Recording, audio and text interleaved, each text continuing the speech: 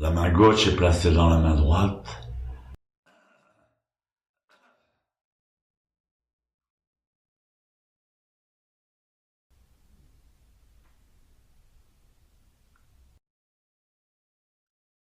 Les deux majeurs sont superposés et les pouces se joignent aussi au surplomb des deux majeurs.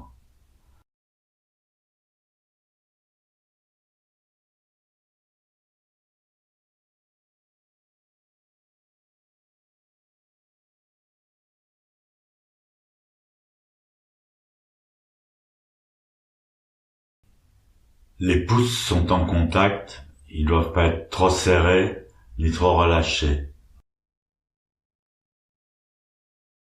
Ils ne doivent former ni montagne ni vallée, c'est-à-dire qu'ils sont bien horizontaux.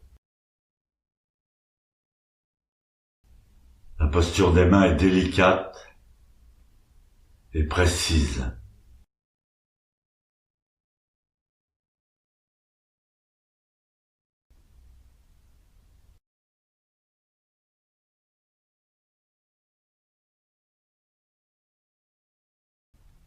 Pour nous aider à redresser la posture, Maître Deshimaru nous enseignait: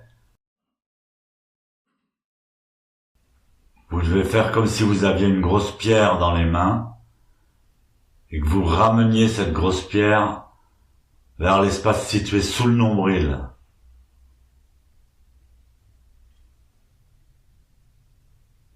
Évidemment, dans toutes les positions, les zones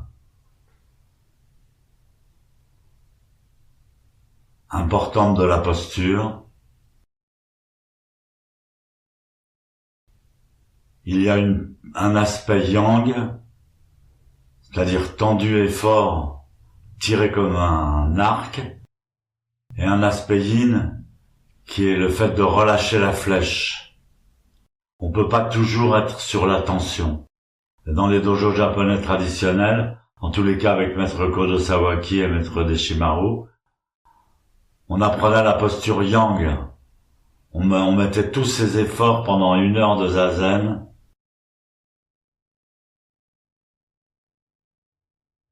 Et après, à la fin, on découvrait la posture yin, l'aspect yin, de relâchement, le bon moment où relâcher la flèche.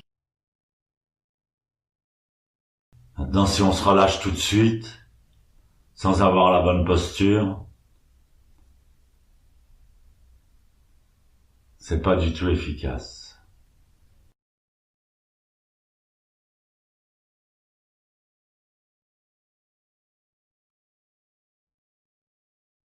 Je vous ai parlé de la grosse pierre qu'on ramène contre le ventre. N'oubliez pas cette image. Les 3 points importants pendant Zazen, c'est posture, respiration, attitude de l'esprit. Alors on me demande souvent, pendant l'expiration, est-ce qu'on doit gonfler le ventre ou rentrer le ventre?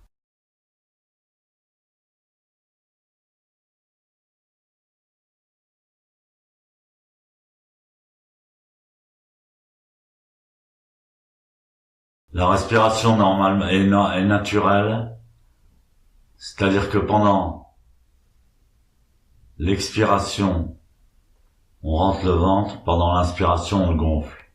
C'est la respiration naturelle. Mais pendant Zazen, à la fin de l'expiration, on rassemble l'énergie sous le nombril.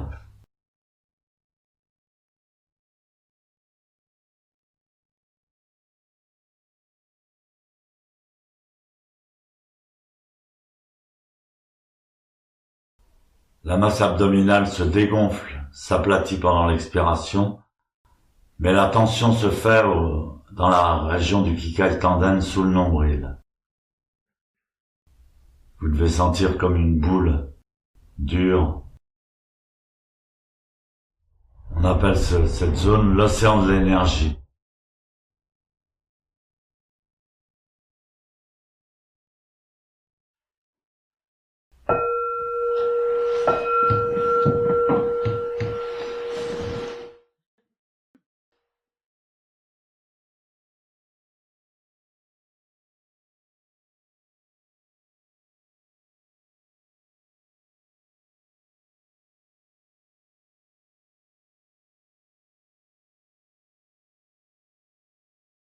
On tourne le mollet, on tend le genou. On contracte légèrement la fesse qui supporte la jambe avant. Et on expire lentement, en portant le poids du corps sur la jambe avant. Fin d'expiration, on laisse l'air nous remplir, la jambe arrière passe à l'avant. Et on recommence.